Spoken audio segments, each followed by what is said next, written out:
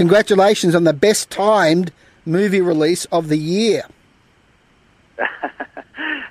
Absolutely. All pure coincidence, of course. Oh, come on. How much of it was due to clever planning, knowing that they were going to have a baby at around this time, and how much of it was due to good old dumb luck?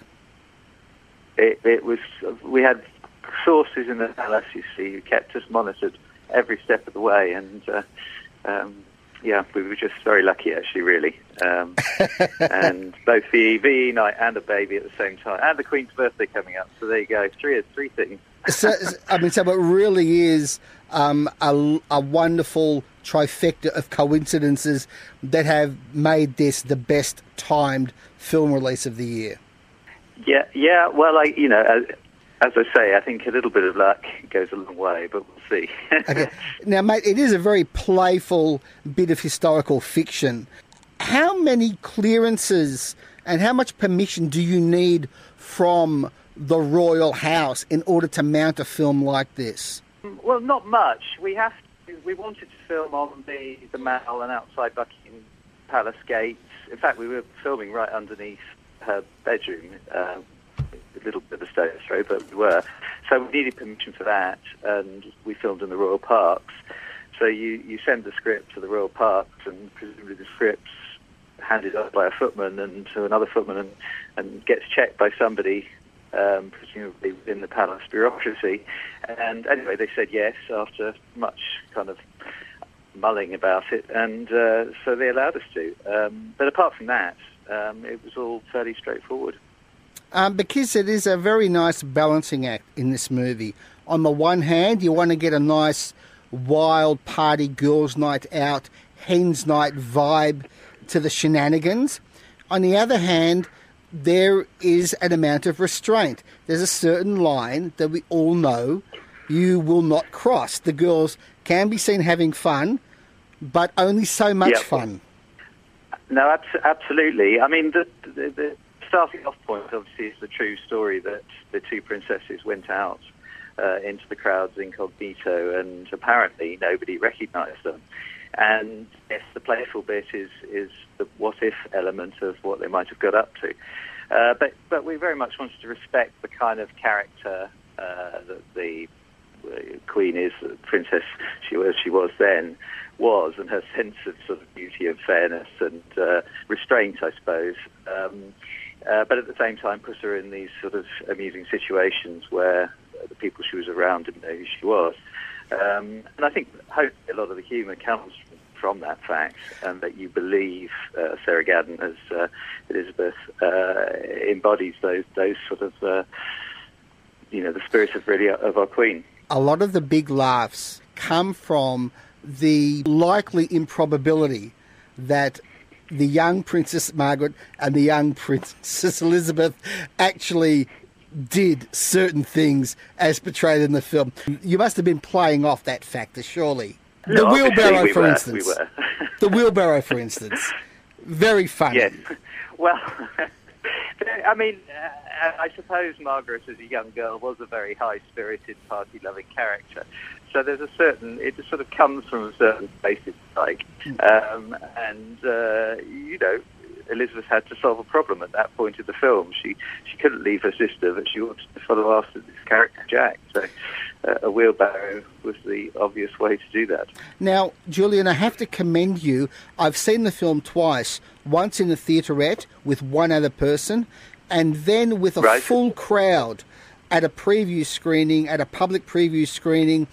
Every single comic beat in the film got a big reaction. The Americans test screen their comedies to the nth degree. Did you submit this movie to a test screening process? Well, we had one public screening in Wimbledon, actually, before we sort of decided to finally lock the film. Because, when you are in a kissing room, you're just not quite sure how people are going to react. Will they think we're going too far, or think it's too cheeky, or have you got that balance right? So it was actually useful to screen it once. What I can't stand is to as you say, is this endless screenings and reshooting and re-editing to try and make it into a product that fits the, into the marketplace. And I think it's just good to get a sense of how an audience reacts and then follow your instincts. So you did cut this film instinctively rather than at the behest of scorecards? We didn't have scorecards, no. I mean, the most interesting thing is to sit bang in the middle of an audience and see if they take out their mobile phones during the film, or do they actually listen and watch and laugh. And that's the most important thing. And we got comments from they did make comments afterwards, people, and we asked them what they thought. And it's very interesting, and you get a very truthful response. But you certainly didn't have the option of recutting or anything like that. No, I mean, it was to make sure. I mean, there were a couple of humorous situations that they weren't quite nailing it all, and there was a couple of places where people didn't quite understand, a joke or two. And there's some of the things, some of the humour, I suppose, comes from if you know a little bit about. I suppose if you've seen the King's Speech, if you've seen, a little bit about the King, then some of the jokes land a little bit better. So we had to just finesse that a bit. With the King's Speech, with the Queen, and with this film, I reckon what we're now seeing is the beginnings of a process of mythologizing and humanizing the cinematic image of Queen Elizabeth. What do you think of that? Yeah, well, I think it's interesting. One of the things that fascinated me, I mean, there's loads of biographies of Queen Elizabeth II, but actually we know very, very little of what she thinks or what she does, because she's kept this, very importantly, she's kept this sort of neutral facade. She can't be shown to favour one side or another. So it's really wonderful, I think, to see what the girl was like before, those gates came up, really. What she was like on that one night of freedom. That was what really attracted me to this. And to get an insight into the things that motivate her and how she saw her parents and, how this night out might have affected the way she wanted to connect with the people. It certainly plays into the royalist image of her. Yes. No, I mean, and we very much wanted to do that, but also put her up against a sort of slightly chippy Republican airman who would challenge her a little bit, and which, as a character at this point, she hasn't been. You're in the palace, and everyone says yes to you and curtsies to you, so you haven't been challenged before. So it becomes a sort of interesting and hopefully amusing sort of situation when she's put into that. Mate, the quality of the period recreation in this film is absolutely beautiful. It seems that the further filmmakers are away from the period they're recreating, the better equipped they seem to be able to render that period. Can you tell me just a little bit about that and whether you agree that that's the case? Well, I mean, it was a nightmare trying to recreate it all, because London was, absolutely teeming with people, and it was the biggest party of the century. So somehow, we had a fairly modest, it's a British independent film, it's not a studio film, so somehow we had to try and recreate that. But there's a great tradition, obviously, of period dramas, of great crews and technicians and makeup and costume who really have worked on this type of thing before, really understand it, and know how to get the best out of, modest budget. So, it's corralling our extras and using them in the best way possible, and trying to inspire them to sort of pull off the atmosphere, really, of that night.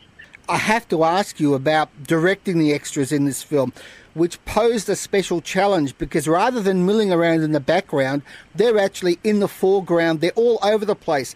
And you couldn't just say, just mill around. Every single extra in this movie has got a bit of business to do. Can you just tell me about the difficulty in directing the extras in this film? No, absolutely. And in some ways, they are the stars of the film, because it's as much about the royals as it is about kind of the ordinary people enjoying this one moment. I mean, oddly enough, the secret was to not shoot a lot of the scene. We shot about a week in a little town called Hull, which hasn't seen much shooting before, and people were very, very eager. But it was very much part of the history during the Second World War, and they were very, very eager to come and join in the film. So, normally at 4 o'clock in the morning, people are getting tired and want to go home and want to eat something, and we had this unbelievable energy from these guys and women, and obviously we briefed them and told them exactly what we were trying to do, and a lot of them then came down to London when we filmed Trafalgar Square, where we tried to fill it out as best we could, and they just brought this wonderful energy of really understanding. I think VE Night obviously is still quite a significant event for a lot of people who are over a certain age here, and I think they really understood the concept of the film we were trying to do and delivered on it. That wonderful shot of Trafalgar Square, was there a lot of CG assisted in that, or are they all real people? They're all real people, but we basically cordoned off one little bit of Trafalgar Square, and the sort of tourists were in the other bit, and then we cordoned off another bit and shoot that bit. Congratulations! I just wish you would. I just wish you would have held those shots for a few seconds longer, because they're beautiful. Oh, well, thank you very much. I'll go back into the edit suite and add a few more seconds on then. For the DVD, mate. Listen, mate, are you a monarchist? Have you been really getting into the spirit of the moment? Well, I do come. I'm not particularly a monarchist at all, actually, and people were surprised when I, said I was going to do this film. And the interesting thing about doing a film about Elizabeth is how much you end up admiring her, really, for what she's done. So, it's an interesting little journey I've been on myself. We here in Australia have a very feeble Republican movement that continually fails to get any public traction. If anything, the monarchy seems more popular here now than ever before. Why do you think that is, and do you like that fact? Well, I think it's Elizabeth. I really do. Obviously she's been on the throne for such a long time, but even here there used to be quite strong Republican movements, but I think everybody agrees that she's done such a fantastic job, and also with the Commonwealth as well. That's been a terrific achievement, and she provides balance and stability, and probably a lot of good tourist trade as well. And while she's on the throne, I think the monarchy is very safe, and I'm sure that's true everywhere, actually. Do you think there's also a factor that the royals who are getting a lot of the attention now are young, attractive, cool, media savvy, and are really playing to a new generation? Well, and there is an absolute hunger, isn't there, on the part of the press and media for that. And yes, they are. They're very much more savvy, and they seem very natural, actually, in front of the camera, I think, which I think augurs well for the future. It doesn't feel contrived to me. It feels just natural.